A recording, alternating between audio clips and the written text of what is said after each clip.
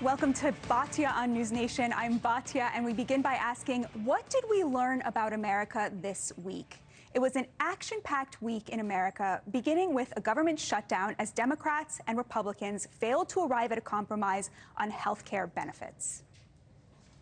At midnight, Donald Trump and Republicans shut the federal government down because they don't want to provide health care to working-class Americans. Democrats could have worked with us, but instead, they did something that is rather shocking to us. They prioritized taxpayer-funded benefits for illegal aliens over keeping the government open for American citizens. But despite what you heard from the mainstream media, that wasn't the big healthcare story of the week. It was this. Pfizer is committing to offer all of their prescription medications to Medicaid.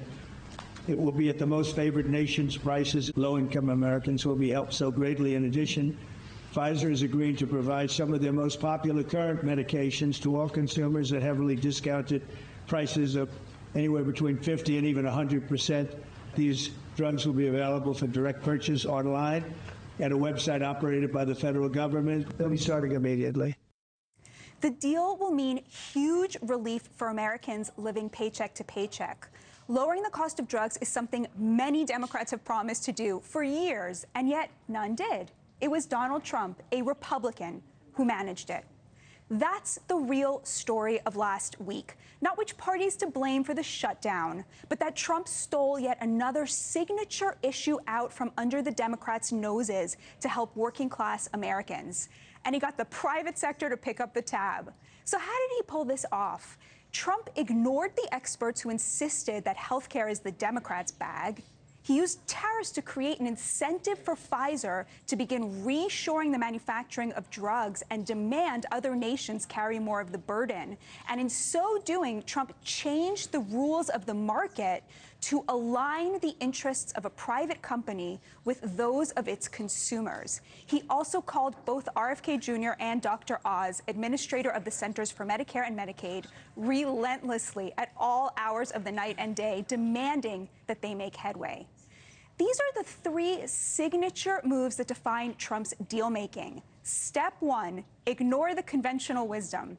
Step two, identify with the interests of the two warring sides. Step three, be tenacious but nimble, unafraid to pivot if a better offer presents itself. Ignore, align, play the long game. Trump doesn't only use this signature deal-making playbook for domestic policy. It's how he's been navigating conflicts across the globe, as he did this week.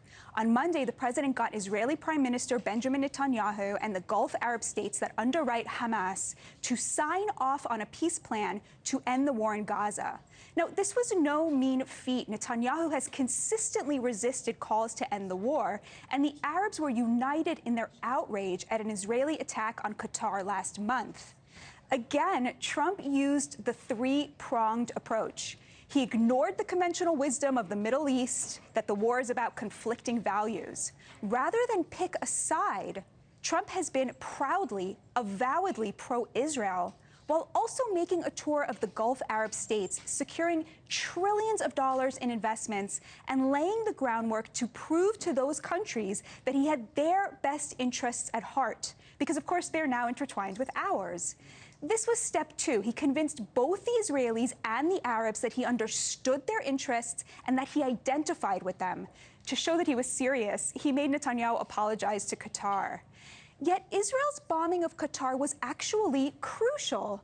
Viewed widely by the conventional wisdom as a costly failure on Israel's part, the Trump negotiating team saw it as the opposite, an opportunity. Steve Witkoff and Jared Kushner saw the crisis as an opportunity to end the war, sources told Axios. They noticed that the Arabs were speaking with one voice, even if it was to shout at Israel. And it became clear that this rallying cry that seemed negative at first could be turned into something positive. Ignore the experts, align the interests, play the long game, and then pivot when necessary. It's thanks to a president who understands the art of the deal like nobody else. Here to discuss the president's historic drug deal is Dr. Mehmet Oz, the administrator of Medicare and Medicaid Services.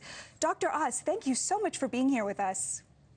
Batya, I like that framework, and it is remarkably accurate. And I'll just take my personal experience working with the president. I've known him for many years. I've seen him do this in other walks of life, but this most favored nation pricing that we're going to talk about today was a good example. We were told it couldn't happen. The president was undaunted, didn't care. In his first administration, he tried to do it, and he laments the fact that he got a 1/8 of 1 point benefit improvement in prices, and he thought that was a success.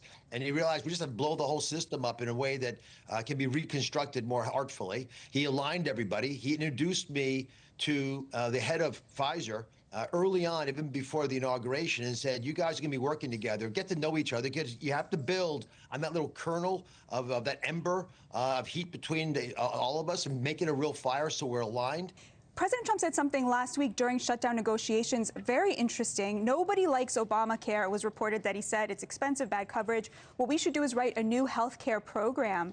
Could we see President Trump pursue something like Medicare for all? I think the president is very thoughtful about all the different ways we can help address the challenges to the ACA. The Affordable Care Act was designed to catch people coming off Medicaid and help them get into commercial health insurance. It's unfortunately filled with lots of flaws, but there is no point talking about this program or any other ideas until we get the government back up and running. I mean, I'm sitting, in my office, but I don't have a lot of staff like we usually have, a beehive, people running around doing things to help the American people. That's vitally important because some of these programs like telehealth, for example, people live on these programs. They rely on them. When you shut the government down for political purposes, you hurt the American people. And this is the real focus, I think, right now of much of what you're hearing coming out of Washington. Why are the Democrats doing this? I don't understand it. It's literally a 7-week extension of the budget so that we can negotiate some of these other issues that they're concerned about. And I get it. They've got things that they want to get into the bill that ultimately might get passed, but it's not going to happen this way. There is zero chance Republicans are going to bend on these themes. Keep the government open like it's happened so many times in the past. Let's, in an orderly fashion, discuss all the opportunities to help the American people, but only after we have a government that's functioning and we have people around us. And the Democrats claim that the shutdown is about, tax credits for Americans, for vulnerable Americans, and access to health care. The Republicans say no, it's about keeping illegal migrants off of the Medicaid rolls and off of having access to government-subsidized health care. The Democrats then respond and they say, well, actually, illegal immigrants can't access Medicaid. But that's not actually exactly true, is it, Dr. Oz? Batya, your monologue was very accurate, and unfortunately, illegal immigrants have been able to access Medicaid, but more importantly, they've been able to access Cadillac Medicaid in California, where you get dental and vision and all kinds of other benefits that aren't part of regular Medicaid programs in other states or Medicare anywhere.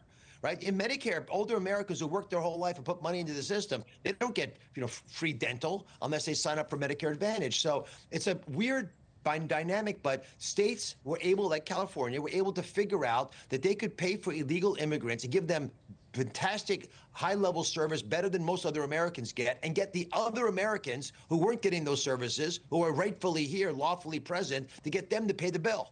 So when we actually got serious about this and messaged that we were no longer going to do this, and the One Big Beautiful Bill codified that, guess what happened in California? They stopped offering those services. Because it was nice to do it if it was someone else's dime. But when I'm paying, I'm not so nice anymore. And I think that's the fundamental reality. This shutdown, I believe, is purely political. The reality is the Democrats cannot possibly think we're going to revisit a bill, the One Big Beautiful Bill that we worked so hard and so thoughtfully to get through to save Medicaid, to deal with the fraud, waste, and abuse that was sinking this beautiful, wonderful program that helps so many Americans. And now that we've saved it, we are not going to retrace our steps and give up some of those safeguards to keep the program both fair and viable.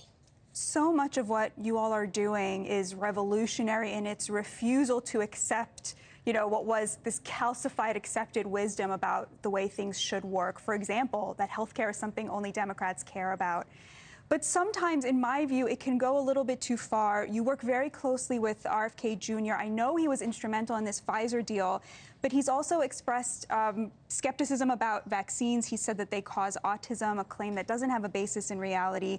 And alarmingly, in the 2024-2025 school year, vaccination rates for measles, mumps, and rubella dropped to 92%, which is well below the herd immunity requirement. These diseases maim and kill children. You're a doctor. I know you care deeply about this. Should we not be worried, or why should I not be worried about RFK Jr.'s rhetoric around vaccines? Let me give you a metaphor, Batya. When you have children, you hear things, but you double check. You kick the tires because they're your kids. RFK Jr. is so passionate about this issue that he is embracing every little bit of information he can gather, and he's commissioned work done. Now the NIH has $50 million extra focused purely on autism grants. They've given 13 of these out to figure out what's really happening. The announcement you heard last week about leucovorin, which is a prescription medication that might address the insufficient levels of folate. Folate comes from foliage, leafy green products. That's a B9 vitamin. It's actually low in children with autism in many instances. We have a prescription medication that in about half the kids in the clinical trials has shown benefit. So the president said, we're not going to wait a day. We're going to go out there right now and tell everybody. It's sort of the same thing that's happening in the vaccine space. The president said this, by the way, in that press conference, says, I am pro-vaccine. I mean, he was the one who got the COVID vaccine out. Said Bobby is pro-vaccine, and Bobby's issues are not whether the vaccines are good or bad in one particular instance or another. It's, do we have the right schedule? And I think there's an opportunity for our nation to revisit this. Why wouldn't we want to look at whether or not 72 doses of vaccines are the right amount? And there are many other countries that give less than half that amount, and they seem to do okay. So I think the American people ought to push for a powerful revisiting of many of the assumptions we made in public health. And there has been mistakes made at the CDC. We saw a lot of them during COVID, but they were existing before COVID. Let's clean this system up. It's, as Bobby has said publicly, his father, you would tell him that change is nice, progress is nice, but it requires change, and change has enemies. And I think we're seeing that. He seems to believe that there's been a big rise in autism. But isn't it the case that this could be simply a rise in diagnosis of autism? For example, in 2013, up to 2013, if a child was diagnosed with ADHD, that child would then not ever get an autism diagnosis. Of course, that changed. You could see how that would immediately increase the number of people being diagnosed with autism. That doesn't mean that there's more actual autism. Where are you on this question? I think it's mixed. I think there are more diagnoses of autism, but I think we also actually have more autism. And I'll give you a concrete example. I just turned 65. I'm actually a beneficiary of the program that I now get to run. So I never knew a kid growing up who had autism. And Bobby's 71. He said the same thing. So we started looking around. Neither of us can find people our age who have the kinds of autism we're talking about. So if there was a lot of autism when we were growing up, we just were not seeing it for whatever reason, undiagnosed or institutionalized. I don't know why we wouldn't see them, but I literally never had a friend who had a kid or sibling that had autism, and that's not the case now. It's hard to find a family that doesn't have a personal relationship with autism one way or another. So I do think there's an absolute increase, and there's many, many possible reasons for that. I mentioned the folate deficiency. That could be linked to autoimmune issues. We have lots of toxins in the environment, but what it doesn't, we can quibble about the numbers, but the most important thing is we should have no autism.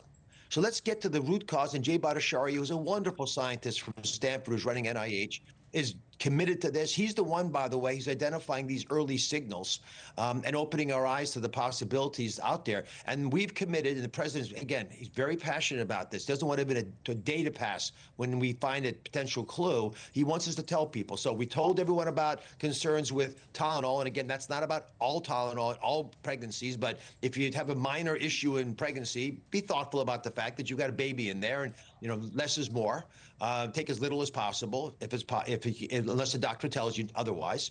Leucovorin, we've got a prescription medication that I think women should be considering, and FDA is changing the label, and CMS therefore can start allowing states to pay for it. So now moms, and 53% of kids born in America, autistic or not, are insured by Medicare, Medicaid, and CHIP programs, Children's Health Insurance. So we get to pay for it, which is a good thing, because now moms aren't going to be hindered from treating their children if it's a possibility. We'll learn more about vaccines. You'll be hearing more about it, over the next few months. And there's many other things that we're concerned about. But when we know them and what we know, you will also hear. So final question, what's next for you? You mentioned that there are some more companies that are signing up for this amazing new development on lowering the prices for average Americans. Can you name any of those names? And what's next, sort of bigger picture for a GOP healthcare agenda? Batya, it's a diabolically clever question. I cannot tell you the names of these companies because that would definitely move their stock value. But I can tell you that these are important companies making medications that affect so many Americans that by the time we're done this whole process, I do think will have affected almost every American if they're taking a medication. And I also am confident that we're going to be able to roll out this great program called the Rural Health Transformation Program. It's the $50 billion investment in rural healthcare that's, again, massively increasing the ability to improve infrastructure of health in a part of the country that has fallen behind. Dr. Oz, may God bless and protect you. Thank you so much. Bless you. Up next, the trolling wars. Trump goes after Democratic congressional leadership with an AI-generated video. How other Democrats are responding.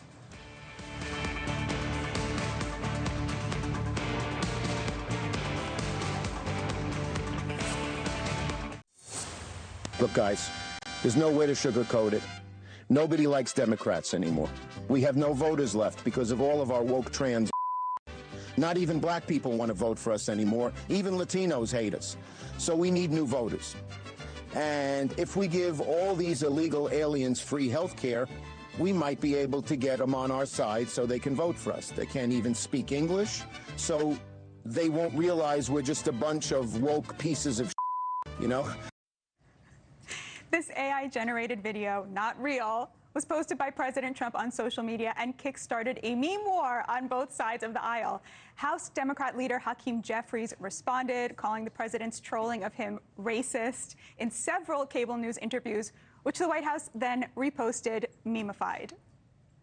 It's a disgusting video, and we're going to continue to make clear bigotry will get you nowhere.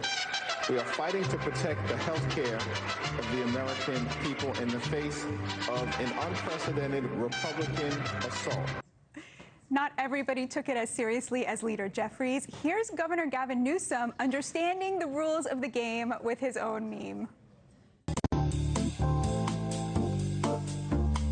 All right, let's clear something up.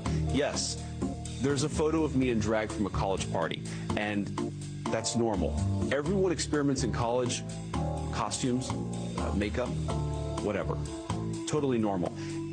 But what I don't understand is why people are so obsessed with this other thing, couch intimacy.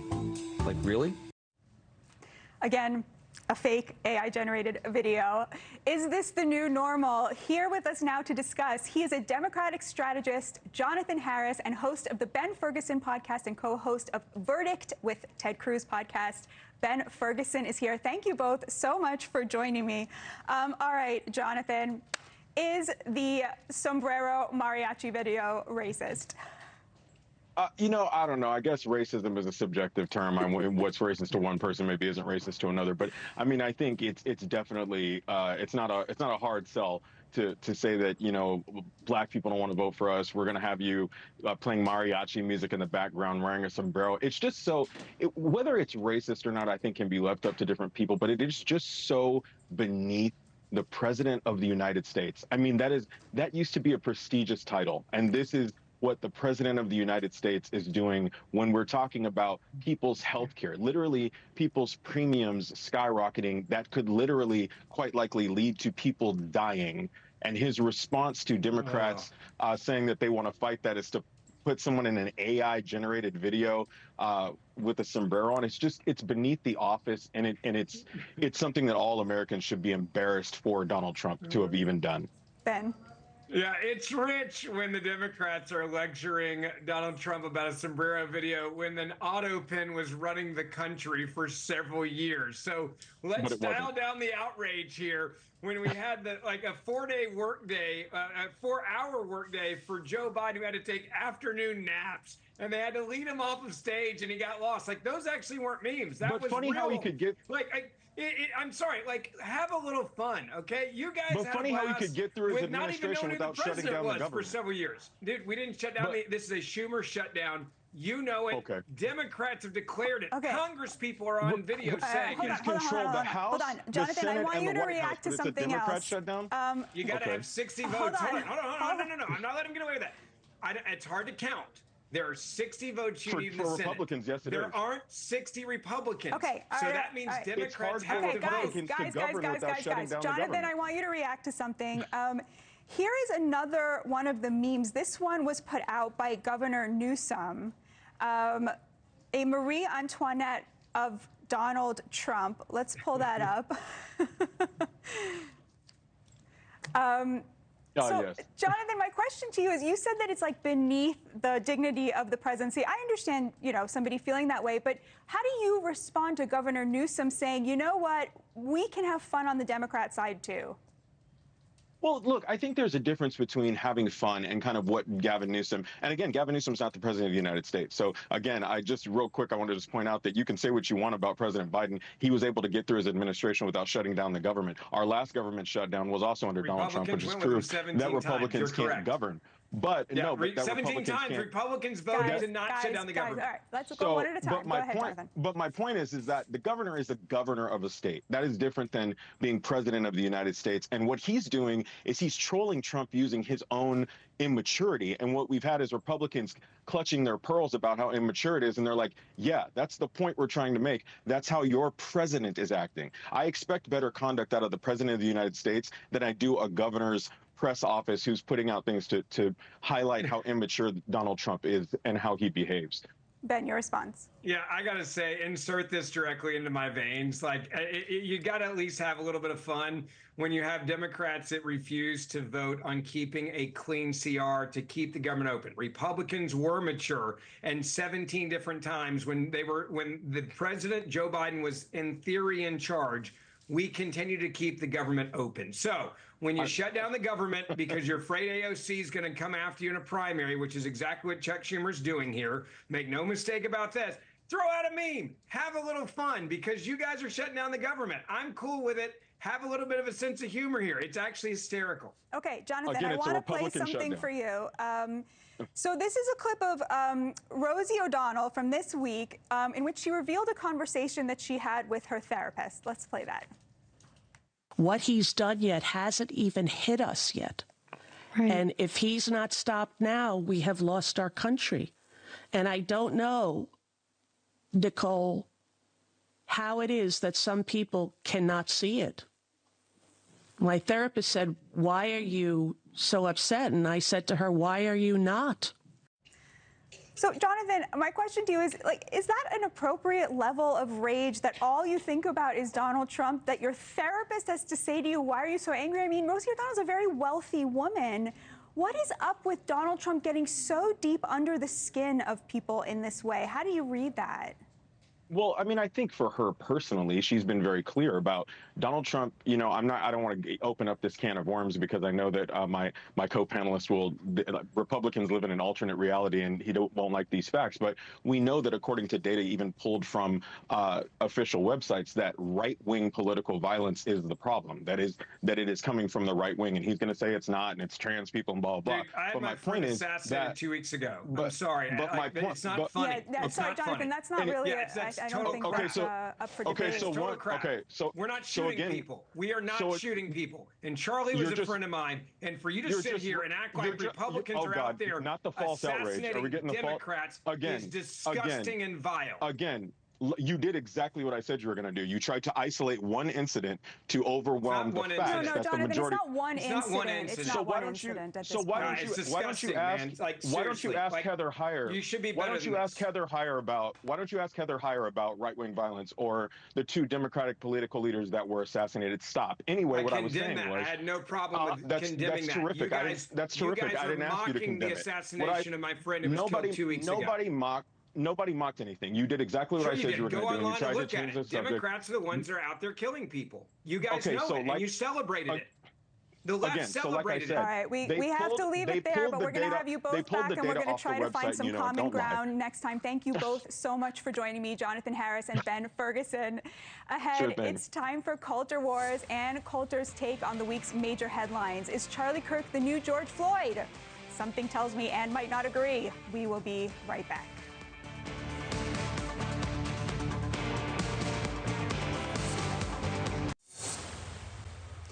On the holiest day of the Jewish year, Yom Kippur, there was an attack on a synagogue in the suburbs near Manchester, England.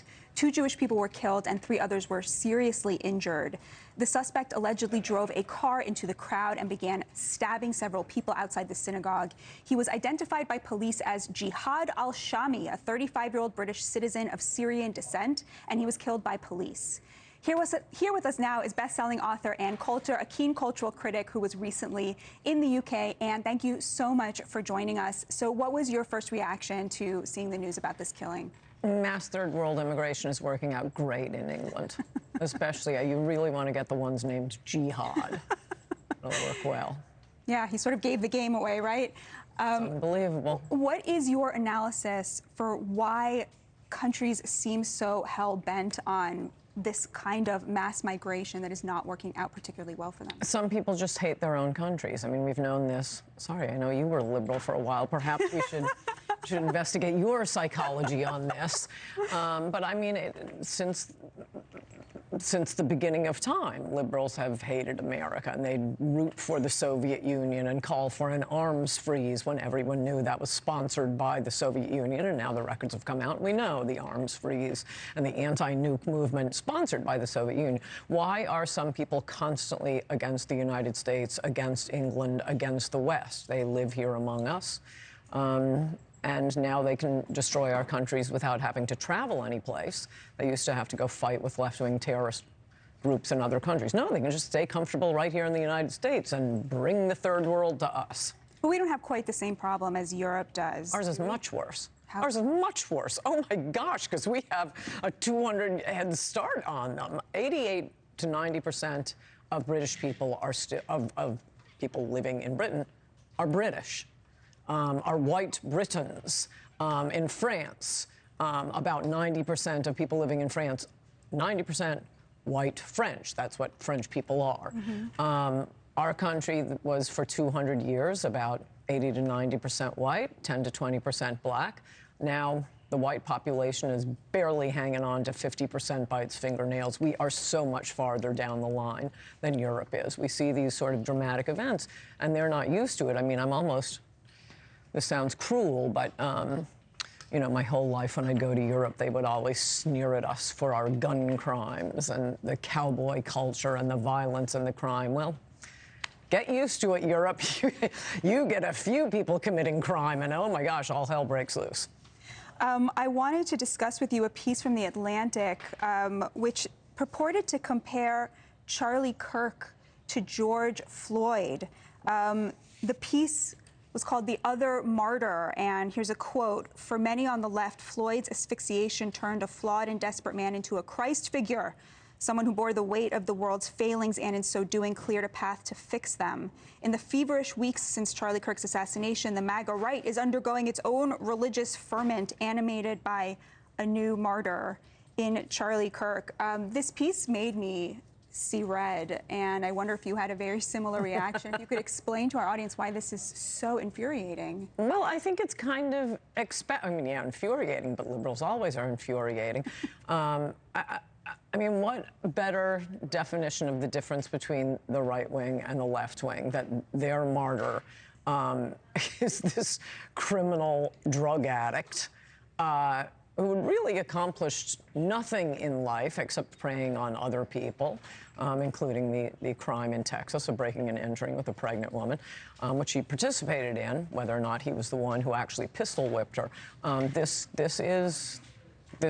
That's who they make heroes of. I mean, look at the rest of the heroes of 2020, the alleged police brutality. I don't think there are other groups who make heroes of their criminals like this. And as for right-wingers turning Charlie Kirk into a martyr. Well, I mean, in a sense, he was. As for the Christ figure thing, there are a few people pushing that. I mean, as I pointed out, it really doesn't matter if you agreed with Charlie Kirk or not. I've heard some right-wingers say, well, the left just doesn't understand what an important figure he was. Okay, however that may be, this was a public execution. I don't care if he's, wouldn't care if it were Rachel Maddow or the president of the student body at that university. There are 1,000 people in an audience, and he's executed on tape. For anyone not to be shocked and it wasn't president, but I mean, it's like the JFK shooting, which was also on video, the famous Zapruder tape. For people to celebrate something like that, that is a sick, sick, sick mentality. And it doesn't matter if you liked Charlie Kirk. I don't think people are turning him into a Christ figure, but he was a good guy. Yeah, the response to George Floyd's killing, he inspired these mass riots, mass destruction. I think 100 people were killed during the BLM riots during that summer. Billions of dollars in billions of dollars, damage. $2 billion in property damage. The response to Charlie Kirk's murder for his ideas was people going to church, you know, thousands and thousands of people gathering in prayer, people wanting to get married or be better husbands. Yeah. You really could not imagine a starker difference. Yes, not only in who they were, but what the reaction is. I mean, I really do not think anyone is turning Charlie Kirk into a Christ figure. Great guy. He will not be, you know, brought around in the golden casket, drawn by horses, going from city to city so people can pay their respects. They've been perfectly dignified memorials, and I might add, at these memorials, at least 2 universities so far, you've had black students leap up in front of the crowd, start cursing at them. There was that one really sick one. I don't know if you saw it going around social media. You should show it here. With a guy saying, jumps in front of the crowd, I'm Charlie Kirk, and then shoots himself and pretends to die. I mean, it's a sick, sick, sick thing. And just a few days earlier, a black student is there screaming, F you, your homie died. That is stunning. I mean, even people who did not worship George Floyd weren't showing up at the memorial cursing at them or imitating his death. There are a lot of sick people, and they're all on the left. And by the way, I think a lot of that has to do with the false impression given by even people like President Obama that Charlie Kirk was somehow racist, with this kind of false editing of his views when he was nothing of the kind. Ann Coulter, thank you so much for being here. Thank you. Pleasure. Good to see you. You too. Coming up, Bad Bunny is the next Super Bowl halftime performer, and ICE is already gearing up. That's next on Batya.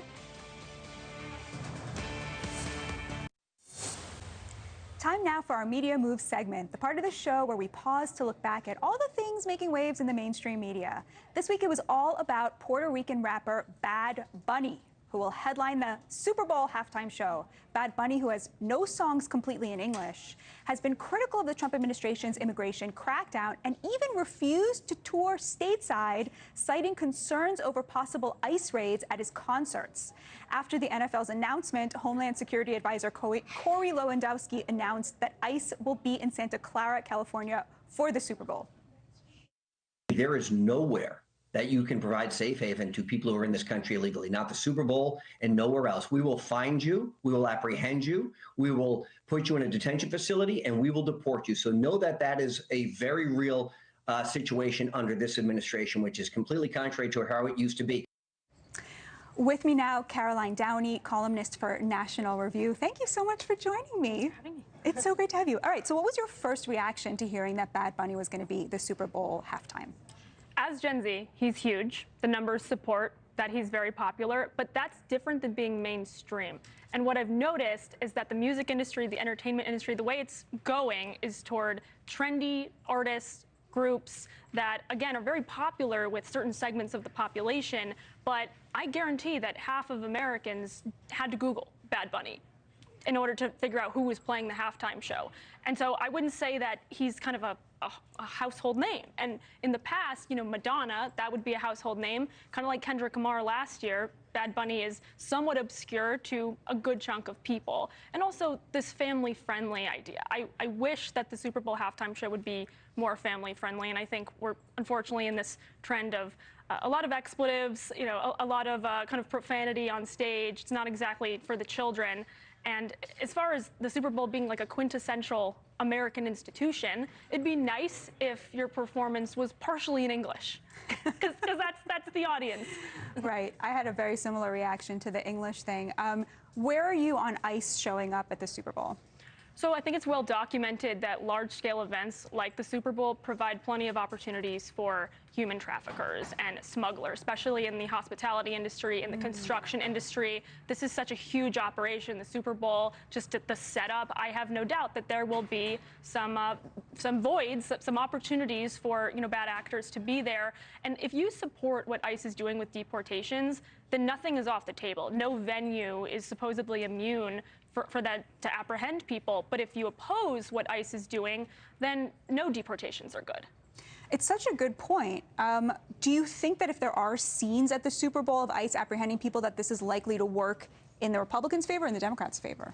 That's a good question. I think if it were to disrupt the event, like I said, it's this Americana classic recreational hallmark of our culture. I don't think the optics will go well for Republicans, but say there's a big bust related to human trafficking and some of those who are apprehended have really bad criminal records. I think that could be a win for Republicans, especially if, like I said, families are there and these illegal aliens, if they took advantage of the fact that this was a really large event, but it's a huge crowd, right? And it could get messy. So I'm interested to see how it goes. I also wanted to talk to you about, so Dave Chappelle was one of many comedians who went to this comedy festival in the capital of comedy and free speech, Saudi Arabia. Of course, I'm being ironical because there is no free speech in Saudi Arabia, and yet Dave Chappelle had this to say about being there. Apparently, according to Dave Chappelle, there is more free speech at Saudi Arabia than there is in America. It's easier to talk here than it is in America, is what he said. Give us the background about this ridiculous comedy festival and where you fall on this. Well, first I'll say that if Dave Chappelle is saying that there's bottom-top censorship in America, he'd be right about that. Cancel culture is very much rampant. Just the policing among peers is a really bad precedent we have in America. And also during COVID and during the Biden administration, there was plenty of actual government cooperation with social media companies to actually suppress conservatives and free speech related to public health information, or even the Hunter Biden laptop story. So there's some evidence that, yeah, okay, we are a little bit into the slippery slope of authoritarian free speech repression. However, Dave Chappelle is a very wealthy and famous comedian. He's one of many comics that agreed to take a large check to perform in Saudi Arabia. And the question there is the geopolitics for me. So we know that during Henry Kissinger's time, during the Nixon administration, they were really hell-bent on kind of legitimizing China so that they could be a diplomatic partner. My question is, what is Saudi Arabia's intention here? Because it's not just in the comedy world, it's with the LIV golf tournament. I mean, the Saudi Arabia Music Commission has a deal with the Metropolitan Opera. So why is Saudi Arabia so keen on showing their interest, or it's like, or influencing, our entertainment, our recreational industries? Yeah. Caroline, thank you so much for joining us. Thank you, It's such a pleasure Batya. to have you. Right after this, I'll tell you how Trump's three-pronged approach will play in the ongoing shutdown fight. As we always do, we began with what we learned about America and end with what we're looking ahead to. You're going to hear a lot of bickering over the government shutdown. Democrats will continue blaming Republicans, and Republicans will keep blaming Democrats. While the spending bill does have to pass through Congress, you can tune a lot of this out, because the reality is President Trump has all the cards. He has the power and the confidence that he has the winning hand. That winning hand is the belief that tariffs, controlling immigration, reducing the cost of drugs, and reshoring manufacturing will make the lives of average Americans better in the long term. This confidence works like a gun in a knife fight. He's not fighting against the Democrats. He's fighting for an era-defining FDR-scale agenda. And the Democrats seem to be doing the exact opposite. They keep losing fights because they aren't fighting for anything so much as they are fighting against Trump, even when he does things that they themselves should be applauding. That's the question I'm coming into next week with. Who and what are you fighting for? Thank you all for joining me today. It's been an honor. May God bless you and protect you and the United States of America.